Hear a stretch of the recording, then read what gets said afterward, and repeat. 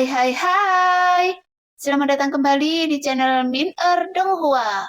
Kali ini kita akan melanjutkan cerita Donghua, Battle Troop di Heaven. Cari pembunuh bintang. Sambil berteriak, Soyeon mengambil jarak agak jauh. Kemudian jari emas raksasa muncul di atas kerumunan prajurit Taisu. Namun, tepat ketika serangan Soyeon akan menghancurkan kerumunan prajurit Taisu, tiba-tiba anjing laut hitam meraung dari udara tipis dan langsung bertabrakan dengan jari pembunuh bintang Soyeon dengan keras. Sepertinya, setiap serangan dilakukan oleh Soyeon selalu diblokir oleh Dewa Abadi yang bersembunyi di balik para prajurit Taisu yang tak terhitung jumlahnya ini. Jadi, meskipun Soyeon memiliki kekuatan bertarung saat ini, dia tidak akan bisa menghancurkan Dewa Abadi Taisu ini. Dan niat kelompok Taisu ini sangat jelas. Mereka hanya ingin Soyeon mengkonsumsi kekuatan sebanyak mungkin. Karena dengan cara ini, lalu mereka bisa mengepung dan menekan Soyeon. Anda suka bersembunyi kan? Kalau begitu saya akan memberi Anda yang besar. Setelah selesai berbicara, Soyeon meletakkan tangannya di dadanya. Kemudian api 3 warna melonjak. Ditambah, kekuatan abadi emas Soyeon itu langsung meningkatkan kekuatan hati api ke tingkat tertinggi. Namun prajurit Taisu sekarang menyerang dengan gila-gilaan dan Soyeon hanya bisa mengandalkan guntur ekstrim untuk terus menghindar. Sehingga dia bisa menciptakan waktu untuk mempersiapkan serangannya. Karena ada begitu banyak prajurit Taisu yang mengepungnya saat ini. Jadi hanya teratai murka Buddha 3 warna yang dapat mencapai hasil terbaik. Karena hanya dengan cara ini, Soyeon dapat memusnahkan prajurit Taisu dalam jumlah besar. Sehingga Dewa Abadi Taisu yang bersembunyi di antara mereka dapat muncul. Sambil menghindar, Soyeon bahkan menggunakan penglihatan tepi dan kekuatan jiwanya untuk menjelajahi lingkungan sekitar. Tapi yang aneh adalah nafas para dewa yang abadi Taisu ini datang dan pergi. Seperti Dewa Abadi ini tidak seperti Soyeon sebelumnya. Sialan, metode orang ini agak berbeda. Soyeon mengutuk dalam hatinya karena dia merasa metodenya menjadi lebih aneh. Ini bahkan tidak terlihat seperti metode yang sembrono seperti para Dewa Abadi Taisu lainnya. Segera teratai murka Buddha 3 warna mengembun dalam sekejap. Saat melihat para prajurit Taisu datang seperti banjir, Soyeon mengangkat tangannya dan mengeluarkan teratai api dengan hati-hati. Setelah perlahan berputar dalam ketiadaan, teratai api murka Buddha 3 warna terbang keluar dari telapak tangan Soyeon. Setelah naik, dia membengkak hingga ratusan kaki di hadapan badai dengan kecepatan yang sangat cepat. Seketika menyelimuti prajurit Taisu yang tak terhitung jumlahnya. Tuar! Saat Soyeon berteriak, teratai api 3 warna langsung meledak dan menghancurkan segala sesuatu yang ada dalam nyala api menjadi bubuk. Dan dalam ledakan ini, hampir musnahkan sebagian besar prajurit Taisu. Hanya saja jumlah spesifiknya tidak dapat diperkirakan. Tapi, apakah itu benar-benar berhasil? Saat Soyeon mengangkat kepalanya, dia melihat para prajurit Taisu yang masih terus berhamburan, yang membuat Soyeon tersenyum pahit. Lagi pula, siapa yang tahu berapa banyak bayi yang sudah dilahirkan Taisu. Jadi, Soyeon tidak bisa membunuh mereka semua yang persis seperti kecoak menjijikkan secara kuantitas. Setelah ledakan ini, sosok Soyeon baru saja mundur karena sudah tidak ada lagi formasi pembatasan. Secara logika, selama Soyeon ingin pergi, kelompok Taisu ini tidak bisa menghentikannya. Namun Soyeon sedikit mengernyit. Karena sejauh ini, orang kuat di keabadian Dewa Taisu ini masih bersembunyi di antara mereka. Jadi setelah Dewa Abadi ini tidak muncul, sebuah pedang guntur menyambar di bawah kaki Soyeon. Dan dia langsung bergerak cepat di dalam lautan hampa. Lagi pula, kecuali guntur yang ekstrim, Soyeon masih memiliki jiwa Sudongsi. Meskipun itu bukan asal-muasal jiwa yang utuh, tapi itu juga bisa membuat Soyeon berteleportasi. Setelah menyadari bahwa situasinya aneh, Soyeon tidak ragu-ragu lagi untuk segera keluar mundur dengan cepat. Hai, apa yang terjadi? Mengapa mereka tidak mengejar saya? Setelah Xiaoyan meninggalkan medan pertempuran, Xiaoyan melihat ke belakang. Bahkan kecepatan juga melambat.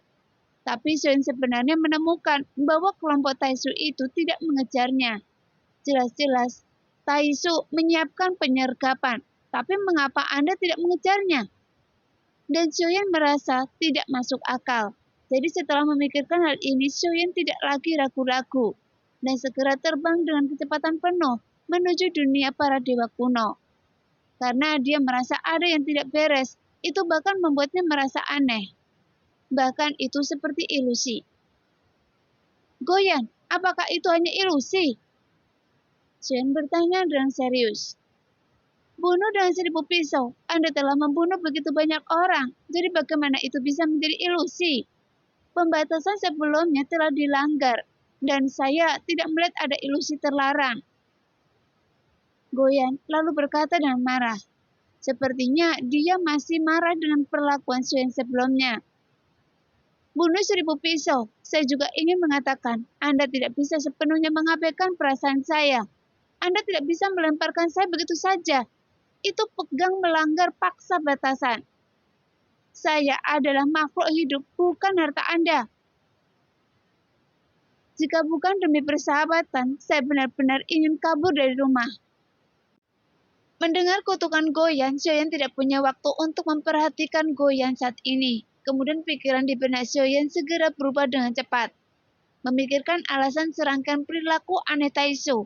Namun saat Xiaoyan menyapu dengan kecepatan penuhnya dan pergi melalui ketiadaan. Tapi saat dia terbang lebih jauh ke depan, Xiaoyan memiliki perasaan bahwa ada sesuatu yang salah dan semakin kuat. Karena lautan kehampaan di sekelilingnya membuat Xiaoyan merasa aneh.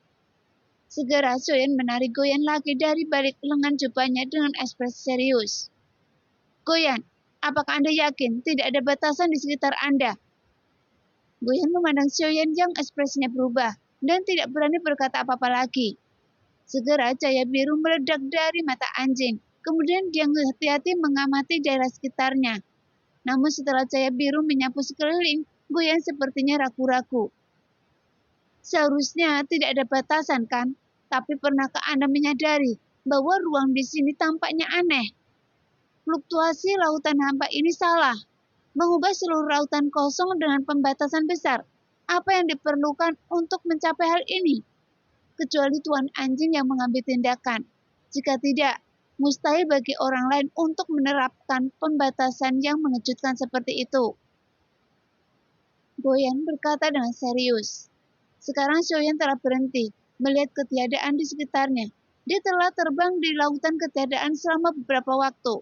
Jadi secara logika, alam dewa kuno seharusnya berada di dekat sini. Mungkinkah saya dikirim ke kehampaan lain? Tapi mengapa saya bisa merasakan keberadaan avatar dewa asri? Dengan sedikit mengernyit, Xiaoyan hanya bisa terus bergerak maju di lautan kehampaan ini dan terus mencari arah ke alam dewa kuno. Meskipun alam dewa kuno bisa bergerak, tapi dia bergerak dengan sangat lambat. Secara logika, disinilah alam dewa kuno berada.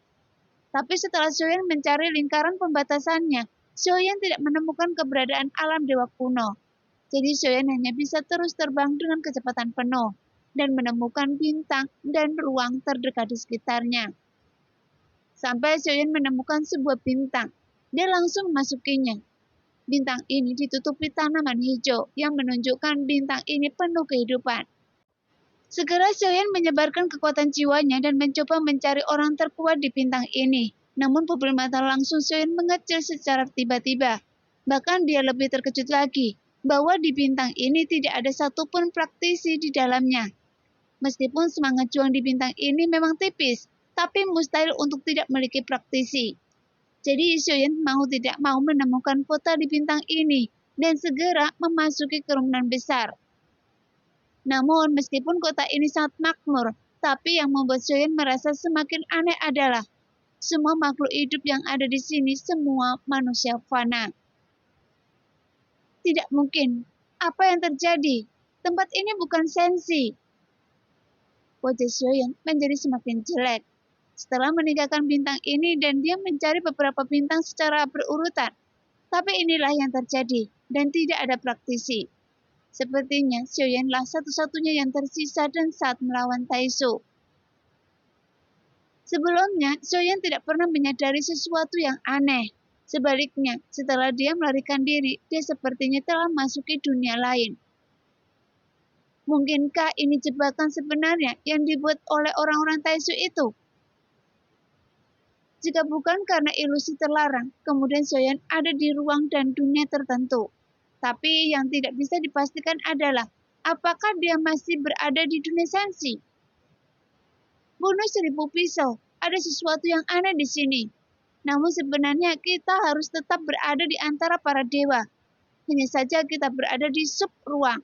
Dan ruang seperti itu umumnya membutuhkan sumber daya yang sangat besar untuk dibangun.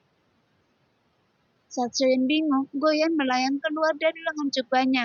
Setelah melihat sekeliling, dia berkata, "Lalu, bagaimana kita bisa pergi?" Xiaoyan bertanya, "Itu sulit, kita harus menemukan kekurangan dari ruang ini. Jika dilihat dari luasnya, ruangan ini yang sangat besar. Pasti sangat sulit untuk mencarinya." Goyan menggelengkan kepalanya dan berkata dengan menyesal, "Hai, akhirnya Anda masuki dunia siswi Qian Kun saya." Sebuah suara tiba-tiba terdengar dan itu adalah keabadian dewa. Nah, demikianlah cerita hari ini. Terima kasih yang sudah menonton video Min Earth sampai selesai. Sampai jumpa di video selanjutnya. Bye-bye.